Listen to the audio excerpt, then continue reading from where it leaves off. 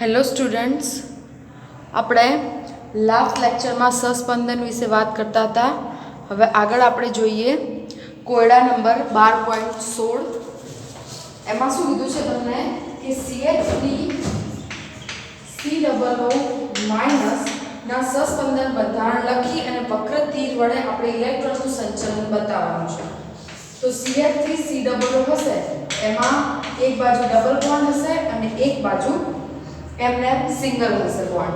તો અહીંયા ઓક્સિજન ઉપર કેટલા અબંધકારક ઇલેક્ટ્રોન યુગ્મ હશે? 2 અને અહીંયા કેટલા હશે? 3. તો આપણે સસ્પંદનની વાત કરી હતી એમ કે સસ્પંદન બંધારણમાં ઇલેક્ટ્રોન યુગ્મની સંખ્યા ઓછી ના થવી જોઈએ અને બંધની સંખ્યા ઓછી ના થવી જોઈએ. એ એટલી ને એટલી જ રહેવી જોઈએ. અને જે આપણો જે અહીંયા બંધની સંખ્યાની આપણું જે કેન્દ્ર છે એ ત્યાં ને ત્યાં જ રહેવું જોઈએ અને કેન્દ્રનું સ્થાન ના બદલાવવું જોઈએ અને એની અંદર રહેલા અબંધકારક ઇલેક્ટ્રોન યુગ્મની સંખ્યા બદલાવી જોઈએ નહીં. તો હવે આપણે જે નેક્સ્ટ સસ્પંદન બંધારણ દોરીશું એમાં શું થશે? તો કે આ બંધ પરના ઇલેક્ટ્રોન ઓક્સિજન ઉપર જશે અને આ ઇલેક્ટ્રોન અહીંયા બંધ બનાવશે. તો આ રીતે બનશે CH3CO, અહીંયા 6 બંધકારક ઇલેક્ટ્રોન યુગ્મ, અહીંયા ઓક્સિજન, અહીંયા 2 બંધકારક ઇલેક્ટ્રોન યુગ્મ. તો આ રીતે અહીંયા આપણને સસ્પંદન જોવા મળશે. તો તમે જોઈ શકો છો અહીંયા ઇલેક્ટ્રોન યુગ્મની સંખ્યા એટલી ને એટલી જ છે. હવે ફરીથી આગળ અહીંયા બંધારણ દોરવાનું હશે તો શું થશે? ફરીથી આ બંધ અહીંયા શિફ્ટ થશે અને આ બંધના ઇલેક્ટ્રોન અહીંયા શિફ્ટ થશે. ફરીથી પાછું આપણને આનું આ બંધારણ મળશે. તો આ પ્રમાણે આપણે જે સસ્પંદન છે એ વક્ર તીર દ્વારા દર્શાવી શકીએ છીએ. આગળ તમને કીધું છે 12.17. એમાં તમને એવું કીધું છે કે એના સસ્પંદન બંધારણ દોરવાના છે CH2 ડબલ બોન્ડ CHO ના અને એની સ્થાયીતા તમારે બતાવવાની છે કે કયું બંધારણ વધારે સ્થાયી છે. તો એક આ છે, બરાબર. આ રીતે આલ્ડીહાઇડમાં carbon double bond oxygen, carbonyl સમૂહ હાજર હોય તો અહીંયા શું થશે? જો જે ઇલેક્ટ્રોન છે આ એ અહીંયા બંધ બનાવશે અને આ બંધ પરના ઇલેક્ટ્રોન ઓક્સિજન ઉપર શિફ્ટ થઈ જશે. એટલે અહીંયા CH2 પર કેવો ચાર્જ આવશે? Plus charge. CH double bond CO minus H, બરાબર છે. એ જ રીતે આગળના સસ્પંદન બંધારણમાં શું થશે? જો અહીંયા ઓક્સિજન પરના જે ઇલેક્ટ્રોન જે છે એ શું કરશે? અહીંયા જો શું થશે? CH2 પર માઈનસ ચાર્જ આવશે, CH double bond CO plus H. એટલે જે ઇલેક્ટ્રોન હતા એ ક્યાં શિફ્ટ થઈ ગયા? અહીંયા કાર્બન ઉપર. ઓક્સિજનના ઇલેક્ટ્રોન કાર્બન ઉપર શિફ્ટ થયા એટલે કાર્બન ઉપર ઋણ વીજભાર આવ્યો અને ઓક્સિજન ઉપર કેવો વીજભાર આવ્યો? ધન. તો હવે આપણે અહીંયા સ્થાયીતા બતાવવાની છે. આ પહેલું બંધારણ, આ બીજું બંધારણ અને આ ત્રીજું બંધારણ. આ ત્રણમાંથી વધારે સ્થાયી કોણ છે અને કેમ? તો પહેલું બંધારણ છે સૌથી વધારે સ્થાયી છે, પછી બીજું અને પછી ત્રીજું. તો એવું કેમ? તો પહેલા બંધારણની અંદર આપણે વાત કરીએ તો ત્યાં વિરુદ્ધ વીજભાર એકબીજા ઉપર વિસ્થાપીકૃત થયેલા નથી, એટલે કે વિરુદ્ધ વીજભારનું અલગીકરણ થતું નથી અને દરેક સહસંયોજક બંધની અષ્ટક રચના શું છે? પૂર્ણ છે. આપણે વાત કરી હતી લાસ્ટ લેક્ચરમાં કે શું હશે અહીંયા કે જ્યારે પણ સસ્પંદન દોરો ત્યારે સ્થાયીત્વ કઈ રીતે તમે નક્કી કરશો? સસ્પંદનનું કયું સસ્પંદન વધારે સ્થાયી હશે? તો કે જેની અષ્ટક રચના પૂર્ણ હશે એ. તો પહેલું સસ્પંદન બંધારણ છે કે જેની અંદર બધાની અષ્ટક રચના શું છે? બધા સહસંયોજક બંધની અષ્ટક રચના પૂર્ણ છે. અને બીજું કે અહીંયા પહેલું જે બંધારણ છે તેમાં વિરુદ્ધ વીજભારનું અલગીકરણ થતું નથી. વિરુદ્ધ વીજભારનું અલગીકરણ એટલે શું?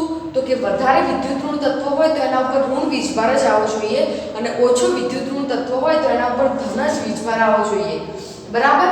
તો એ રીતે હશે તો સ્થાયીત્વ વધારે હશે. પણ કાર્બન અને ઓક્સિજન હોય એની સાપેક્ષમાં ઓક્સિજન વધારે વિદ્યુત ઋણ છે, તેમ છતાં ઓક્સિજન ઉપર ધન વીજભાર આવે અને કાર્બન ઉપર ઋણ વીજભાર આવે તો એને વિરુદ્ધ વીજભારનું અલગીકરણ થયું કહેવાય.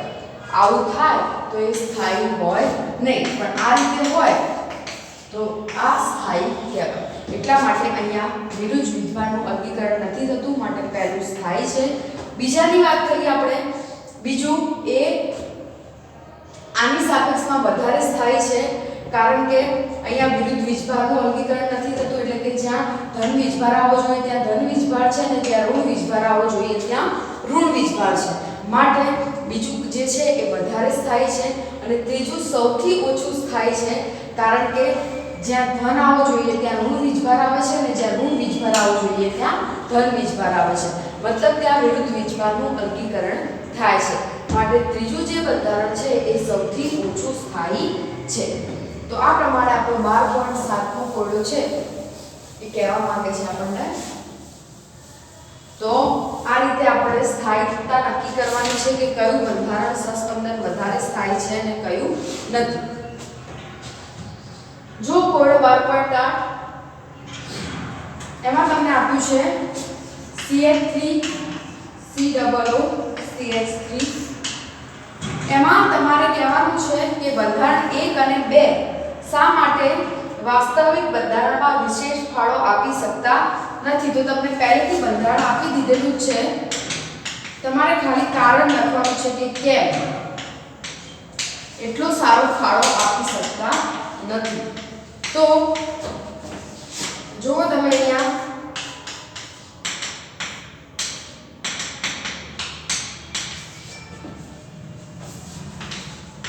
શું થશે?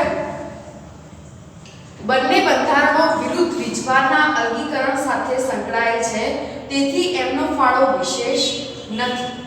બરાબર.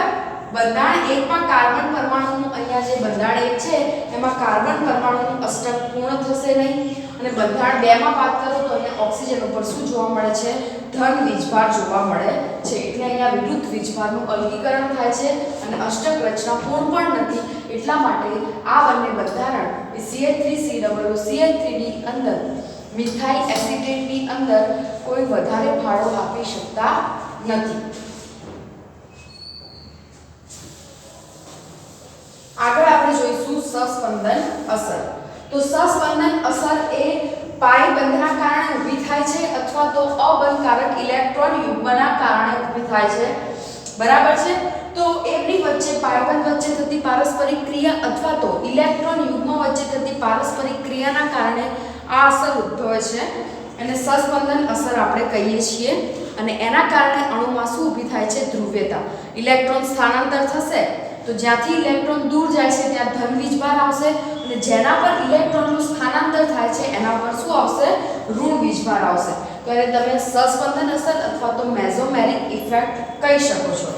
સહસ્પંદન અસર બે પ્રકારની છે, એક ધન સહસ્પંદન અસર અને એક ઋણ સહસ્પંદન અસર. તો ધન સહસ્પંદન અસરમાં શું થશે? જો તમે અહીંયા તમને એનિલિન ઉદાહરણ તરીકે આપ્યું છે, એની અંદર થતા સહસ્પંદન બંધારણો બતાવ્યા છે તમને. તો અહીંયા જો તમે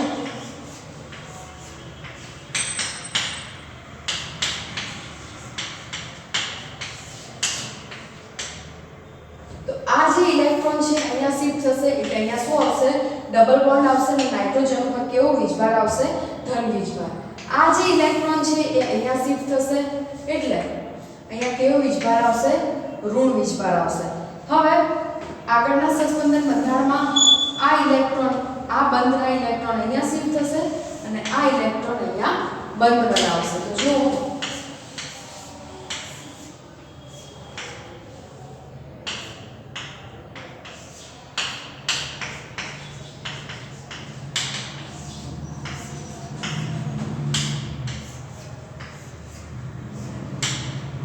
હવે આ જે છે એ અહીંયા બંધ બનાવશે અને આ ઇલેક્ટ્રોન અહીંયા શિફ્ટ થશે.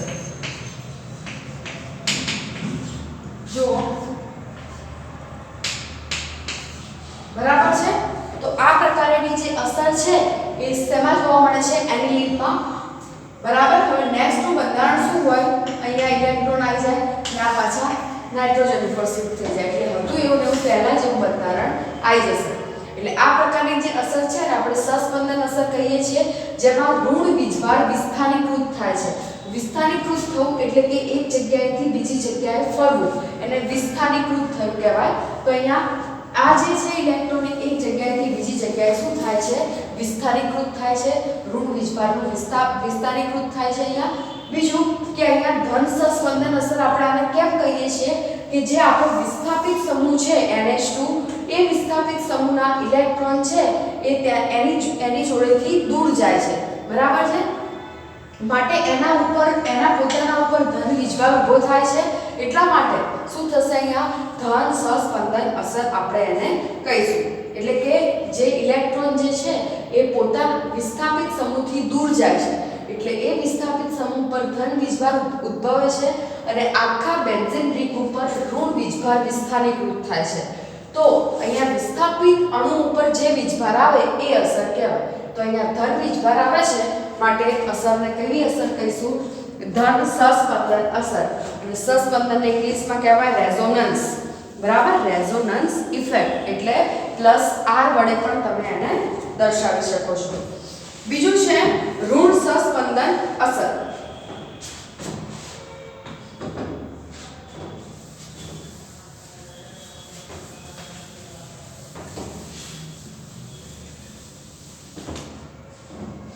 તો ઋણ સસ્પંદન અસર જે છે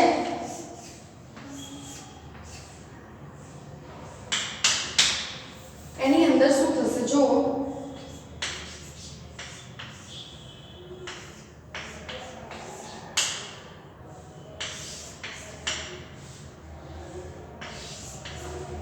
અહીંયા ઉલટું થશે. ત્યાં શું થતું હતું કે વિસ્થાપિત સમૂહના ઇલેક્ટ્રોન જે છે એ એનાથી દૂર જતા હતા. અહીંયા ઇલેક્ટ્રોનને આકર્ષે વિસ્થાપિત સમૂહ તરફ ઇલેક્ટ્રોન જશે, એટલે આ સમૂહ પર કેવો વીજભાર આવશે? ઋણ વીજભાર ઉદ્ભવશે. બરાબર છે? એના પર ઇલેક્ટ્રોનની ઘનતા ઉદ્ભવશે અને બીજા ઉપર ઇલેક્ટ્રોનની ઘનતા ઘટશે. એટલે કે આ પ્રકારે જોવા મળશે અહીંયા.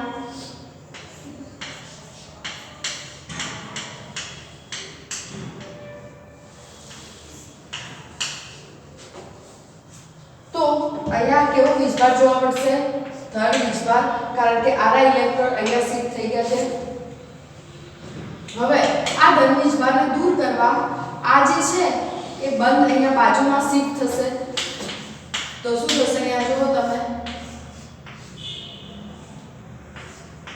તો અહીંયા કેવો વીજભાર ઉદ્ભવશે? ધન વીજભાર ઉદ્ભવશે. હવે આ ધન વીજભાર દૂર કરવા માટે આ ઇલેક્ટ્રોન અહીંયા શિફ્ટ થશે.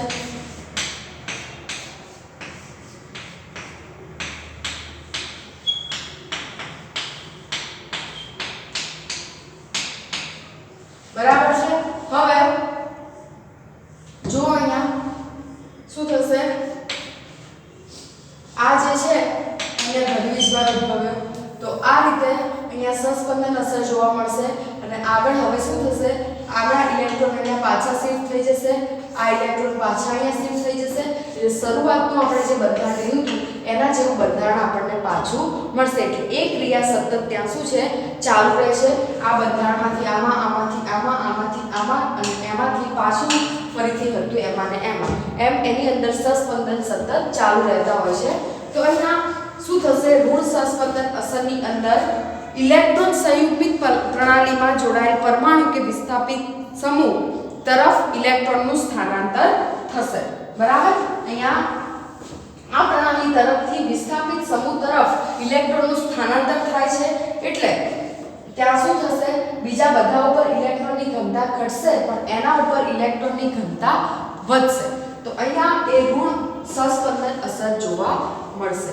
વિસ્થાપિત સમૂહ પર ઋણ વીજભાર ઉદ્ભવે, અથવા તો આપણે એવું કહી શકીએ કે ઇલેક્ટ્રોનનું સ્થાનાંતર જે છે એ અહીંયા ઋણ વીજભાર વિસ્થાપિત સમૂહ તરફ થાય તો ઋણ સસ્પંદન અસર, અને વિસ્થાપિત સમૂહના ઇલેક્ટ્રોનનું સ્થાનાંતર આ જે છે આપણી સિસ્ટમ એના તરફ થાય તો એને આપણે શું કહીશું? ધન સસ્પંદન અસર કહીશું.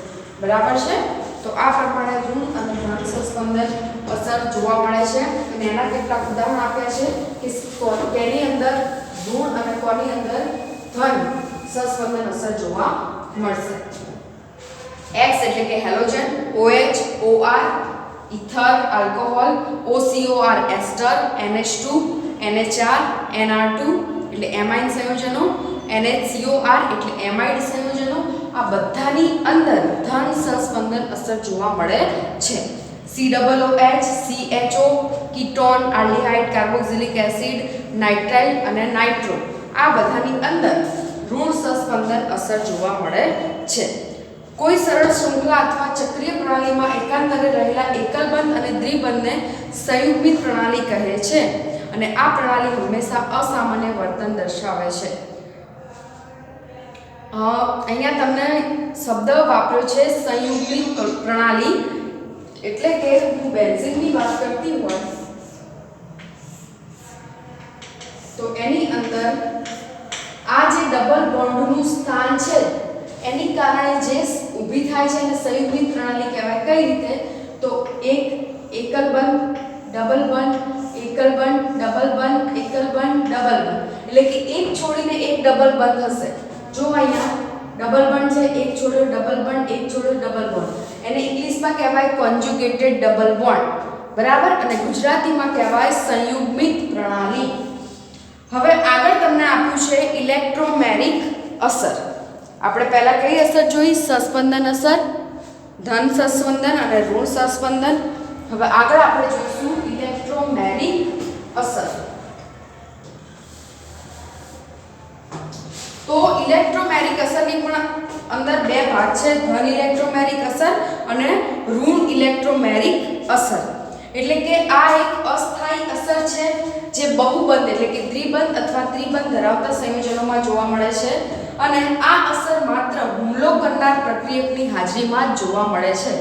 એટલે ઓલરેડી ડબલ બોન્ડ કે ટ્રિપલ બોન્ડ વાળું સંયોજન હશે, એના પર હુમલો કરનાર કોઈ પ્રક્રિયક હશે ત્યારે ને ત્યારે જ ઇલેક્ટ્રોમેરિક અસર જોવા મળે છે. હુમલો કરનાર પ્રક્રિયક દૂર થશે એવી જ આ અસર શું થઈ જશે? દૂર થઈ જશે. બરાબર છે? જો અહીંયા પાઈ ઇલેક્ટ્રોન જે છે એનું પૂરેપૂરું સ્થાનાંતર થશે અને એના આધારે આપણે નક્કી કરીશું કે કેવી અસર છે, ધન છે કે ઋણ. પાઈ ઇલેક્ટ્રોનના સ્થાનાંતરના આધારે નક્કી થશે અને એ સ્થાનાંતરને આપણે વક્ર તીર વડે દર્શાવીશું. તો સૌથી પહેલા તમને આપ્યું છે ધન ઇલેક્ટ્રોમેરિક અસર. અહીંયા હુમલો કરનાર પ્રક્રિયક તરીકે H+ છે. હવે H+ જે છે એ ધન વીજભારિત છે. તો ધન વીજભારિત છે એ ક્યારે આકર્ષિત થાય? જ્યારે ઋણ વીજભાર હોય ત્યારે. તો આ જે છે બંધ પરના ઇલેક્ટ્રોન એ આ કાર્બન ઉપર શિફ્ટ થશે.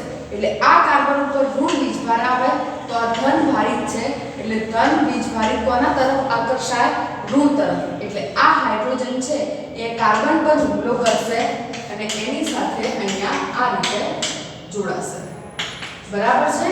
તો આ જે અસર છે એને આપણે ધન ઇલેક્ટ્રોમેરિક અસર કહીશું કે જ્યારે પાઈ ઇલેક્ટ્રોનનું સ્થાનાંતર એ પરમાણુ ઉપર થશે કે જે પરમાણુ ઉપર હુમલો કરનાર પ્રક્રિયક જોડાવાનો છે. તો અહીંયા આ જે ઇલેક્ટ્રોન છે એ ક્યાં સ્થાનાંતર થયા?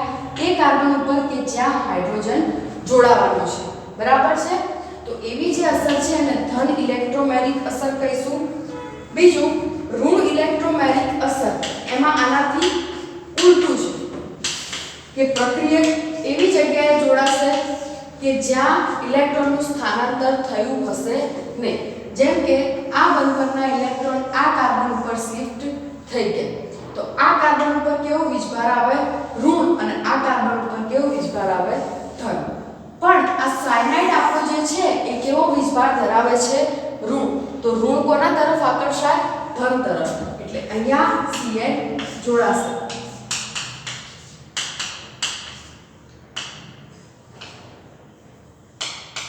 તો આ પ્રકારે ધન ઇલેક્ટ્રોમેરિક અને ઋણ ઇલેક્ટ્રોમેરિક અસર કહેવાય છે. તમને એ રીતે પણ યાદ રાખવું હોય તો અહીંયા જો ધન વીજભારિત હુમલો કરે તો ધન ઇલેક્ટ્રોમેરિક અને ઋણ વીજભારિત હુમલો કરે તો ઋણ ઇલેક્ટ્રોમેરિક. પણ તમને ક્યારે આ રીતે એકલા આયન આપેલા નહીં હોય, આ રીતે આપ્યું હોય HCN અથવા તો આ રીતે આપ્યું હોય H2O, તો એની અંદરથી ધન જે છે એ અટેક કરશે, અમુકમાં ઋણ અટેક કરશે. એના કરતાં બેટર છે કે આપણે શું યાદ રાખીએ એની વ્યાખ્યા, કે જ્યારે બંધ તૂટશે એટલે ઇલેક્ટ્રોનનું સ્થાનાંતર થાય, જે જગ્યાએ ઇલેક્ટ્રોનનું સ્થાનાંતર થાય એ જ જગ્યાએ જો હુમલો કરનાર પ્રક્રિયક જોડાય તો એને ધન ઇલેક્ટ્રોમેરિક અસર, અને ઇલેક્ટ્રોનનું સ્થાનાંતર થાય એનાથી વિરુદ્ધ સાઈડ જો જોડાય હુમલો કરનાર પ્રક્રિયક, તો એને આપણે શું કહીશું? ઋણ ઇલેક્ટ્રોમેરિક અસર કહીશું. બરાબર છે? તો આ પ્રમાણે ઇલેક્ટ્રોમેરિક અસર જોવા મળે છે ધન અને ઋણ. સહસ્પંદન પણ બે છે, ધન સહસ્પંદન અને ઋણ સહસ્પંદન અસર. તો આ બધી જે છે એ બહુ બેઝિક વસ્તુ છે, અને એ તમે જ્યાં સુધી કેમિસ્ટ્રી ભણશો ત્યાં સુધી આ બધા શબ્દો આવશે તમારે. બરાબર? ત્યાં તમને આટલું ડિટેલમાં નહીં, ખાલી લખી દીધું હશે +R ને +E ને, ત્યાં તમારે જાતે સમજવાનું રહેશે કે ઇલેક્ટ્રોમેરિક અસર એટલે શું, સહસ્પંદન અસર એટલે શું. એટલે તમને અહીંયા બધું ડિટેલમાં એક્ઝામ્પલ સાથે સમજાવવામાં આવ્યું છે કે ઇન ફ્યુચર જ્યારે પણ આ કોન્સેપ્ટનો યુઝ થાય ત્યારે તમે ખાલી એટલા સિમ્બોલથી જ સમજી જાઓ કે અહીંયા શું થતું હશે અને ત્યાં શું કહેવા માંગે છે એ વસ્તુ. બરાબર છે? એટલે આપણે આ ચેપ્ટરની અંદર ખાસ ધ્યાન રાખીશું આ બધી વસ્તુનું. હવે આગળ છે અતિસંયુગ્મન, એને ઇંગ્લિશમાં કહેવાય હાઇપર કોન્જ્યુગેશન. શું કહેવાય? Hyper conjugation. તો અતિસંયુગ્મન એ સામાન્ય સ્થાયીકરણ આકર્ષણ છે. બરાબર છે? એમાં શું થશે? જો આ રીતે CH3CH2 આપેલા હોય, બરાબર, આના ઉપર ધન વીજભાર હોય, તો આ જે CH3 જે છે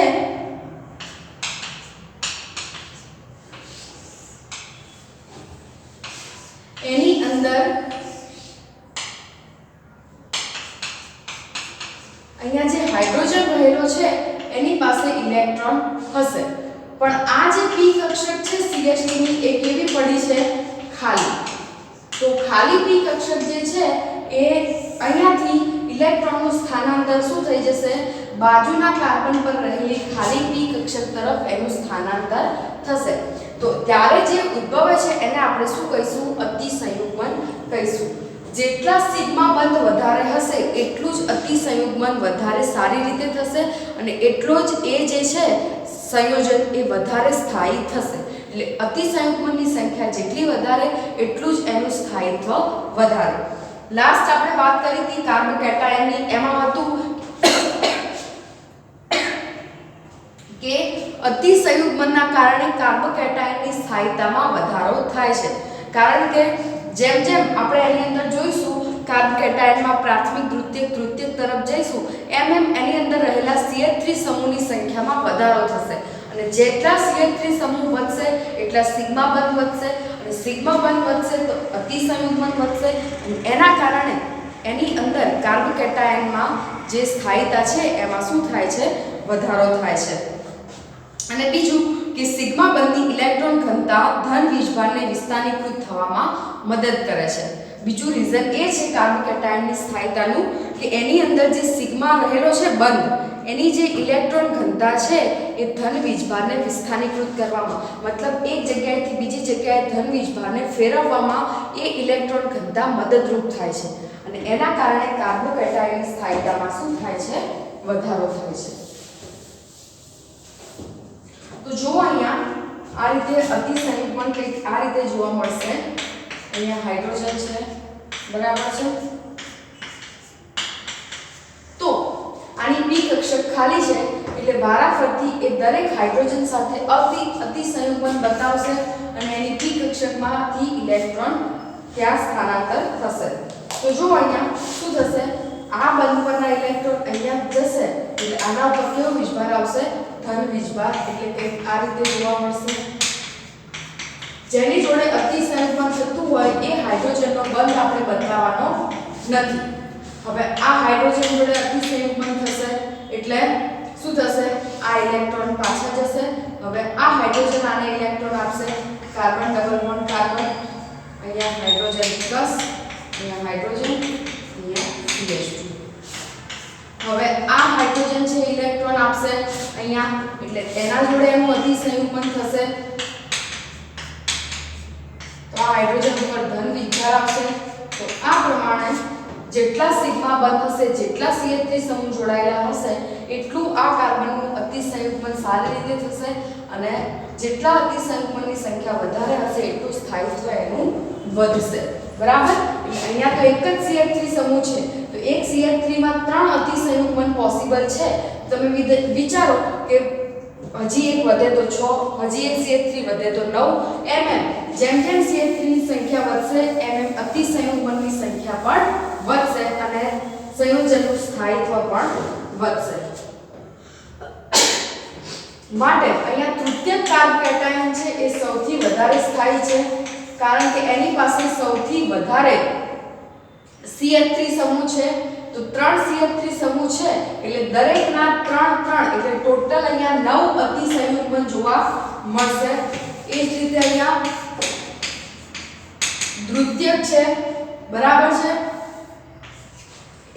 એની અંદર 2 CH3 સમૂહ છે એટલે 6 અતિસંયુગ્મન જોવા મળશે એ આના કરતા ઓછો સ્થાયી છે આગળ છે પ્રાથમિક એની અંદર એક જ CH3 છે અને એકલો છે CH3 તો CH3 છે સૌથી ઓછો સ્થાયી છે કારણ કે એની અંદર કાર્બનની જે p કક્ષક છે એ હાઇડ્રોજનને કેવી હશે લંબ હશે બરાબર આ રીતે અહીંયા હાઇડ્રોજન હશે તો આ p કક્ષક હશે એટલે એકબીજાને લંબ હશે એટલે ત્યાં અતિસંયુગ્મન પોસિબલ થશે નહીં એટલા માટે CH3 ની સ્થાયિત્વ સૌથી ઓછું છે સૌથી ઓછી સ્થાયી છે સૌથી વધારે તૃતીયક પછી દ્વિતીયક પછી પ્રાથમિક બરાબર સૌથી સારું અતિસંયુગ્મન તૃતીયકમાં જોવા મળશે પછી દ્વિતીયકમાં અને પછી પ્રાથમિકમાં અતિસંયુગ્મન જોવા મળે છે બરાબર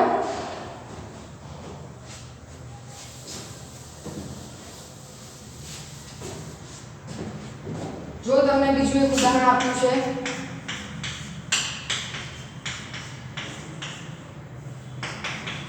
આની અંદર રહેલું અતિસંયુગ્મન આપણે સમજાવવાનું છે તો શું થશે જો અહીંયા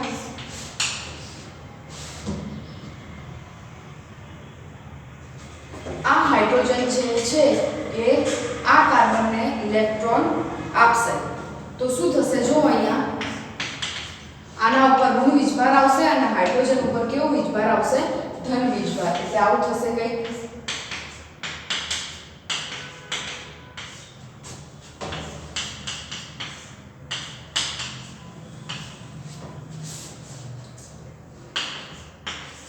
બરાબર છે હવે શું થશે અહીંયા જો એનાથી આગળ બીજો હાઇડ્રોજન આપશે તો એ હાઇડ્રોજન ઉપર ધન વીજભાર ઉદ્ભવશે વારાફરતી તમારે દરેક હાઇડ્રોજન માટે એ વસ્તુ બતાવી દેવાની છે બરાબર છે બીજું કંઈ કરવાનું નથી એક CH3 સમૂહ છે તો 1 બાય 1 એક એક હાઇડ્રોજનમાં આ વસ્તુ બતાવવાની છે બરાબર આમાં કઈ જ ટફ વસ્તુ છે નહીં હવે આગળ જુઓ અહીંયા આ હાઇડ્રોજનનો આવી ગયો વારો આનો હવે આ હાઇડ્રોજન આપશે ઇલેક્ટ્રોન એટલે એના ઉપર પ્લસ ચાર્જ આવશે